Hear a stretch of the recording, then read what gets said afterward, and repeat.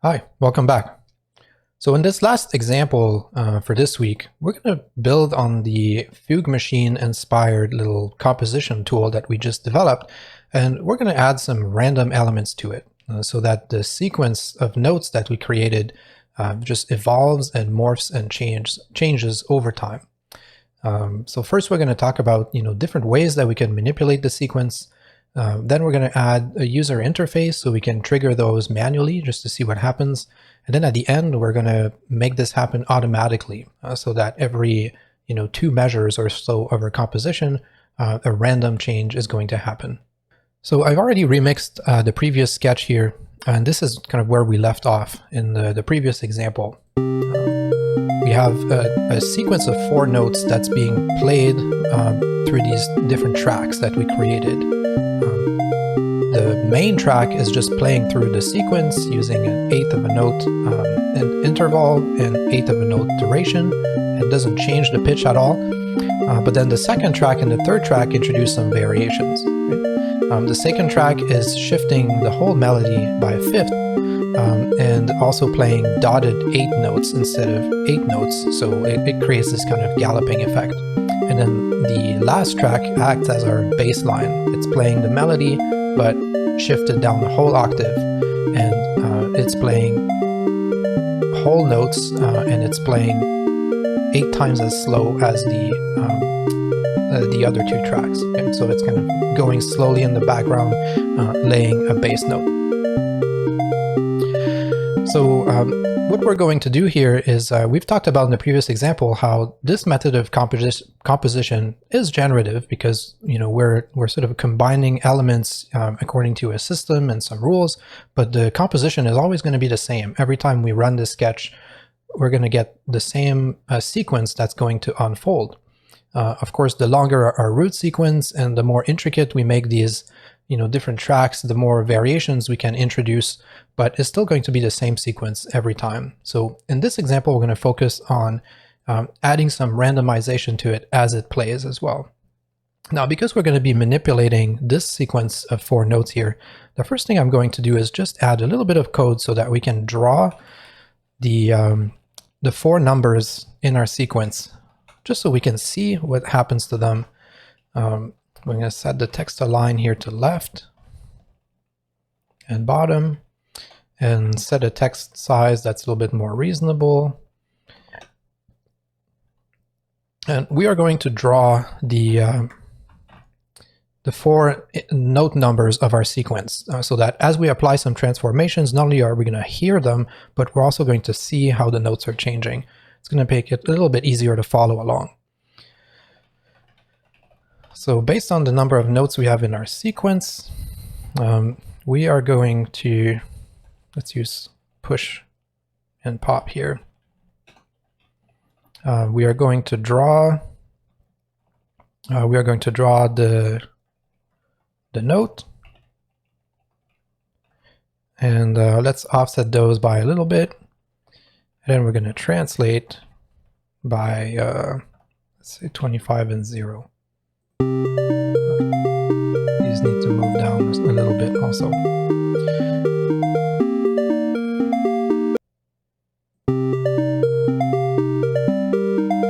bit more. Okay, so this is just for reference.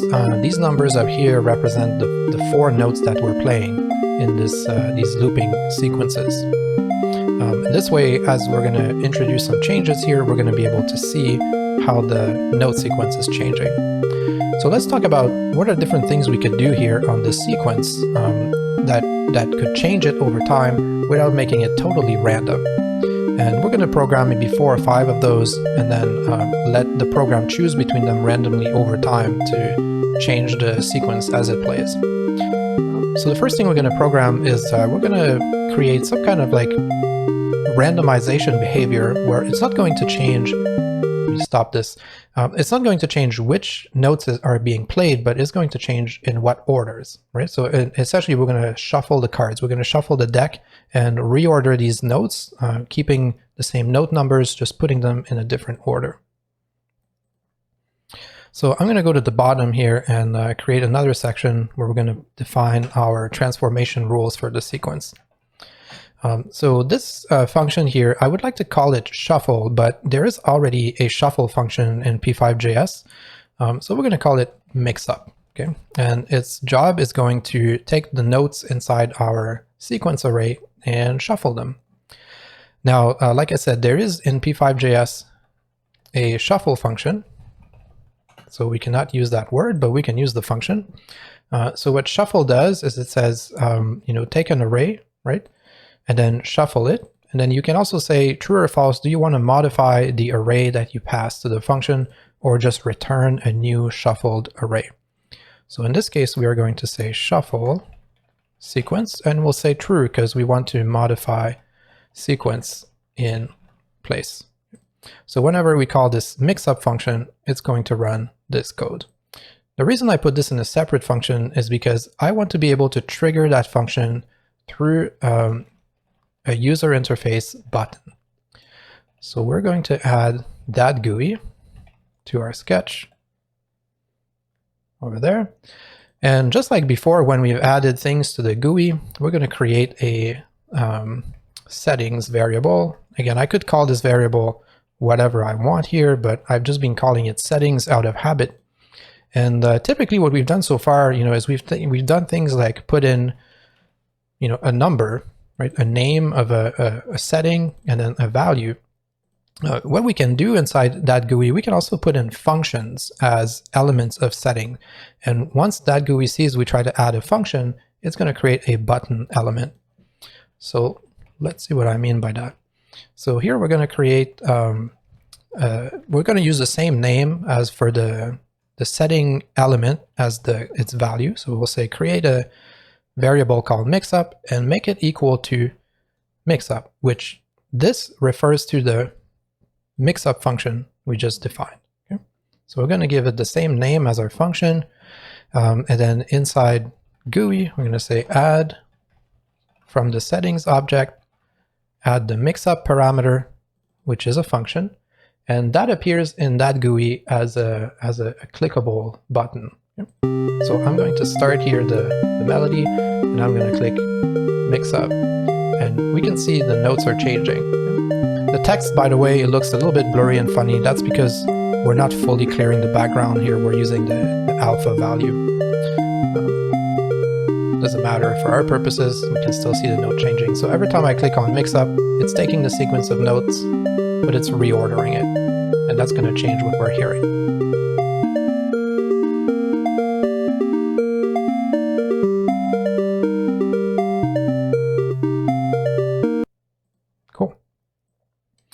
Okay, so let's add a few more behaviors here. So we see we can randomize the notes, shuffle the notes in the sequence. Another thing we could do is we could rotate the notes. In other words, we could shift them, right? Rotate them left or right so that the notes remain in the same order, but which note is first is going to get rotated. So let's start rotating them to the left. Now to rotate, we're going to turn to tonal. So tonal, the tonal library in its collection package has a function that does exactly this.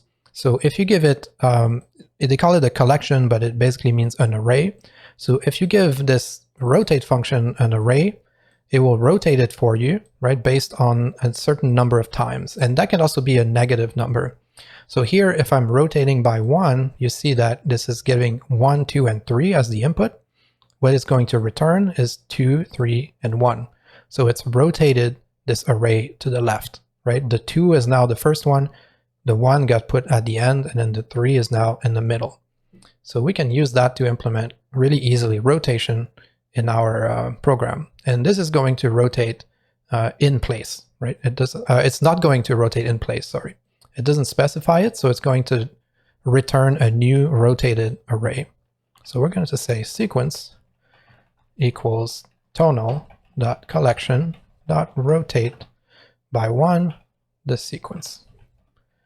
And while we are at it, we can also define a rotate right function. That's going to do basically the same thing, except it's going to rotate by a -1. And then let's add those to the GUI so we can test them. So if we want to add things to dat.GUI, right, they have to be part of some object. So we have to create these key value pairs here. And to keep it simple, we're going to give those the same names as our function, and then we're going to add them to the GUI.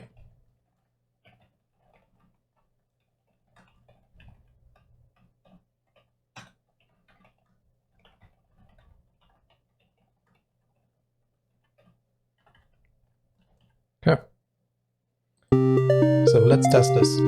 So if I click on rotate left, what I should see is the 4 is going to become the first one, right? And then the whole sequence gets rotated. Rotate right is going to do the same thing, but in the other way. So that's another interesting way to take a sequence and transform it, right, without having too big of a departure from where we started. So we're just taking variations of the original sequence, either by shuffling it or then rotating it, right? So we're still in the same realm, but it's going to sound different, obviously, because the notes are going to be in a different order. Now, one little parenthesis here, it could be interesting sometimes to change the names of these user interface elements, because, for example, rotate left, maybe we want to have something else here. When we add an object to dat.GUI, there's actually an object that gets returned here called a controller. There's an object that gets returned called a controller, and we can use that controller down the road to do different things, like change its name or assign a callback function. We're going to do an example of that later. So if we wanted to say, use that controller directly, we could chain a function call at the end here and maybe give it a different name using the name function. We're going to say rotate left. And see, now the name can be whatever I want it to be, right? It doesn't have to be the same name as the value inside my, the key inside my settings object. And this is going to also still trigger the same function. So I can name it independently from its name in the settings array. For example, by, I want to maybe introduce a space between rotate and left and rotate right, and I cannot put a space here right inside this because this has to be all one word. So just something useful to know here if you want to customize the way your interface appears, or maybe I want to capitalize these. Mix-up doesn't exist, right? Maybe I want to capitalize these so I can give it a different name. Or even call it shuffle, right? I did not have access to shuffle before because that's a function that already exists in P5.js. So I can at least decide what these names are. All right, let's do a few more behaviors. And then we'll talk about getting those behaviors to apply themselves automatically. So in addition to mixing it up, rotating and shuffling, let's do some behaviors that transform the notes a little bit more. One that we're going to create here is going to be called invert. And the idea here is going to take our sequence and it's going to take each note and do some kind of inversion process for that note. So a note that's low is going to become high, a note that's high is going to become low. So let's write a for loop here that's going to go through all the notes in the sequence.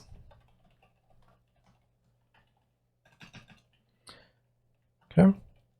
And at each step of the way, we're going to perform an inversion. Now, in our case, what that can mean is we're going to say, take the number of notes in our scale, right? That's scale.length, and then subtract the note number from that. Okay, so that if we have a 0, right, then it's going to become a 7. And if we have a 7, it's going to become a 0, and so forth. So notes are going to get inverted based on their position in the scale. So let's see what that would look like when we invert. We're going to add here invert as another GUI element so we can trigger it and test it. And to be consistent with the other ones, let's give it a capitalized name. Okay. So now when I invert my sequence, see what happens. So the 0 is going to become a 7, right? And these other numbers get inverted as well. So now we have a related sequence that's been inverted. We have different notes, but sonically, right, it sounds related to the original one because there's a relationship between the two. If we invert that same sequence again, we go back to where we started. So these two, they kind of flow nicely into each other. So that's a nice trick that we can do to modify the sequence over time also. And then finally, let's add one more. Now that one is going to really transform our sequence a little bit more. Let's call it mutate. So the idea behind mutating the sequence, I'm going to scroll back to the top here, is we're going to say pick one of these numbers at random every time. And then we're going to have a 50-50% chance of having that note either go down by 1 or go up by 1. And we're going to call this a mutation. So we're not randomizing the whole sequence. We're just taking one of the notes and then either raising it or lowering it by 1. So it's going to be a subtle change. But over time, these are going to add up to a musical pattern that's going to drift probably pretty far from where we started up. So here's how we're going to do our mutation. First, we're going to pick a note at random, and that basically is going to mean pick a random index, right? So we're going to say random based on the sequence.let. Now, we have to be careful here because this is going to be used as an index, so we have to round it down. So we're going to use floor to round it down. Now that we've picked a note at random, we're going to decide if that note needs to go down or go up. And so we're going to generate another random number. Here I'm arbitrarily deciding between 0 and 1. Okay? And we're going to say if that number is less than 0.5, just that's going to happen half the time. Okay? So that's a 50% chance of this occurring. We're going to say sequence bracket I increase by 1. And otherwise, we're going to do the opposite. We're going to say bracket I decrease by 1. So now what we said is we toss a coin here, and there's a 50% chance that our chosen number will be raised by 1 or will be decreased by 1 using the mutate transformation. So let's add that one as well to our settings so we can test it.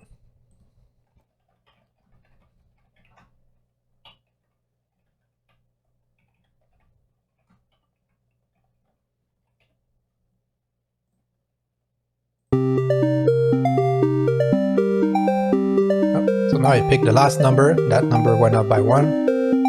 That one went up by 1. That one went down by 1. So you see it's slowly changing the sequence, but never more than by 1 note at a time.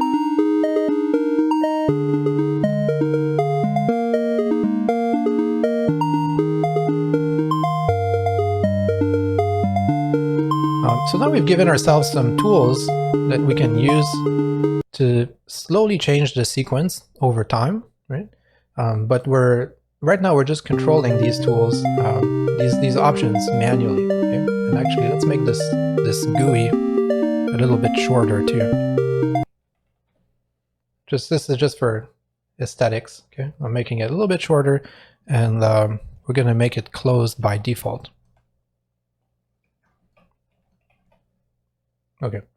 So what I would like to do now is, if we want to, we can open this up and make some changes, but I would like these changes to happen over time automatically. So we're going to set up using Tone.js, we're going to set up a timed event. And if you'll recall from a couple of examples ago, this is called a loop. So in initialized audio, we're going to create a loop using this syntax, and the loop is going to have a couple of parameters into its constructor. The first one is going to be a callback function. So we're going to use the syntax for an anonymous function like this.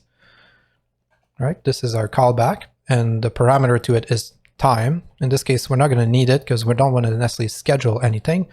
We just want to change our sequence here inside the callback. And then the other parameter we're going to add to this is going to be the time interval, right? So how fast is this loop happening? And in this case, I'm going to put in 2m, which stands for 2 measures. So it's going to go through 2 full repetitions of the cycle, and then it's going to trigger. And then if we want the loop to start, we also got to start it after we've created it.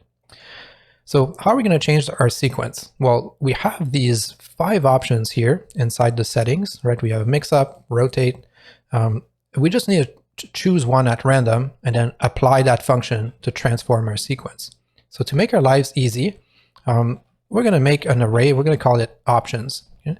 And in that array, we're just going to put all of the functions that we have available. So we have invert, mutate, rotate left, rotate right, and mix up. Is that what I called it? Yeah, mix up. So by putting these into an array, it makes it easy to pick one at random using the random function. So I'm going to say choose one at random from the options. Okay. So now this variable choice represents one of these functions, which means I can write choice with parentheses and then apply the function to transform the sequence. Okay. So if I click now, something is going to happen because the loop is going to start at the same time as all my other sequences. The sequence is going to get transformed right away. So you see already, right? It changed here. It started with something slightly different than what I had. Every 2 measures, right? After this repeats twice, something happens. So this sequence is getting transformed by, here the mutate just happened. That looked like a rotate that just happened. So these numbers are getting transformed by one of the 5 behaviors, or one of the 5 rules that we created.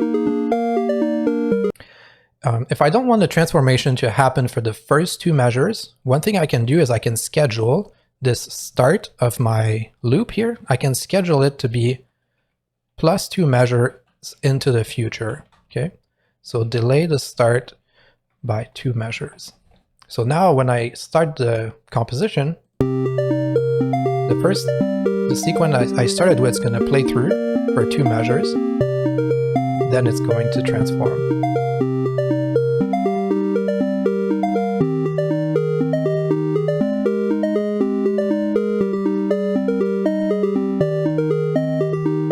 So the slower we make this loop here, the slower the changes will happen.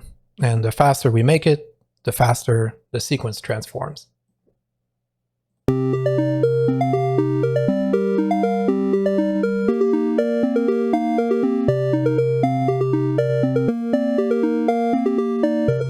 So what we've ended up with here is a simple little compositional tool, right, where we can experiment, we can define a note sequence, we can change how it gets layered with itself by creating different tracks where we create different variation on the same loop at different speeds and different pitches. And then on top of that, over time, we've added this thing that isn't part of Fugue Machine, which is transform that sequence over time according to some rules that we've come up with. So these are the rules that we've defined. You know, we could imagine others, but these are the 5 that I came up with, where it's either going to shuffle the sequence, rotate it, invert it, or mutate it every 2 measures. So this melody, this little pattern is going to unfold, and it's going to be essentially random. You know, it's never going to end, but it's still going to retain some form of coherence because we're never jumping too far from one place to the next. And also the basic structure of the pattern remains, which is how we've set up our tracks up here, right? So we're not changing the rhythmic relationships or the pitches relationships between the tracks. Just the 4 note sequence that we're using as the foundation for this whole composition. So just as a little aside here, just before we wrap up for this lesson, I want to briefly talk about adding to the GUI. We're going to add a slider, a setting for the tempo of our transport. And we're only going to do this just so I can show you how you can add callbacks functions to GUI items, so that when you click something on the GUI and make a change, you can have a function that runs in your program. Just because that was in class one of the questions we've received, like how to do this. So we'll do a quick example of this. So let's add a tempo variable here, and by default is going to be 120. So we're going to add settings tempo, and this is going to be, let's allow tempos from 30 to 240 in steps of 1. And if we open the controls, actually now we need to make our controls a little bit wider. If I open the controls, I now have this tempo slider that I can change. Okay? And I would like to use this to set the overall, maybe the overall BPMs, overall beat per minutes of my composition. The way we set this in Tone.js is by changing the transport. So the transport has a BPM object that we can update. Okay? So we're going to do it this way. We're going to add a callback to this little slider here, so that every time the value changes, right, every time the value of the slider changes, we're going to have a certain function get triggered. So first we're going to define the function that we want to trigger. And we could do this also using an anonymous function, but here we're going to do it as a separate function. Let's call it change tempo. This is going to be the new value. And to change the tempo, we're going to say tone.transport.bpm.value equals new value. And I can't remember now if it's all caps or not. Let's look it up.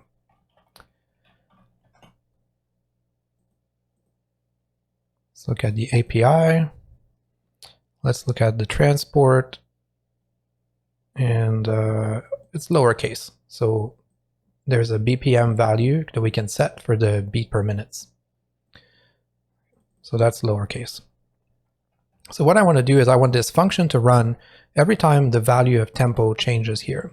So we're going to add to the end here, just like we can call the name function on the controller that gets created when we add an item to the GUI.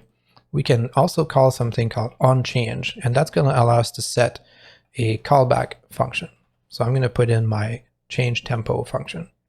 So every time this slider changes, it's going to call the function I specified here with the new value for the slider. And then inside here, I can do whatever I want with that new value. Let's try it.